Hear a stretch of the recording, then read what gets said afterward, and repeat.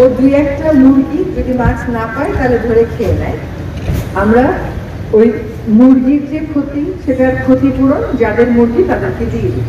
এটা যাতে বন বিভাগ তাড়াতাড়ি করে দিতে পারে সেই ব্যবস্থাও আমরা গ্রহণ করেছি, বন বিভাগকে নির্দেশনা দেওয়া আছে।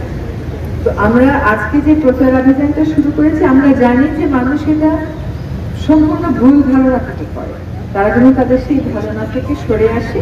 এই জন্য আমরা এই দক্ষিণ পশ্চিমাঞ্চলের 21টা জেলাতে এই ভ্যানটা নিয়ে প্রদক্ষিণ করবো এবং মানুষের মধ্যে একটা সচেতনতা তৈরি করার চেষ্টা করবো। আমাদের বন্যপ্রাণী আইন অনুযায়ী কিন্তু মেছো বিড়াল মারার কোনো নিয়ম নেই, আপনি একেবারেই মারতে পারবেন না, এটা একটা শাস্তিযোগ্য। তো শাস্তি দিয়ে তো মানুষের মনে মায়া জাগানো যাবে না, যাবে? মানুষের মনে মায়াটা জাগাতে হবে, ভালোবাসাটা জাগাতে হবে। সে মায়াটা যেন মানুষের মনে জাগে, মানুষের মনে যেন সহমর্মিতা জাগে, মানুষ যেন সত্যি সৃষ্টির সেরা জীব হিসাবে আমরা কাজ করি, সেটার জন্য আমাদের এই প্রচার অভিযান। আমরা কিন্তু এবার বিশ্ব মেছো বিড়াল দিবসে আজকাল প্রচার অভিযান করেছিলাম। এই যে আমার সহকর্মী ছবি আছে, সেই সমস্ত ব্যাপারে খুবই আগ্রহ নেয়।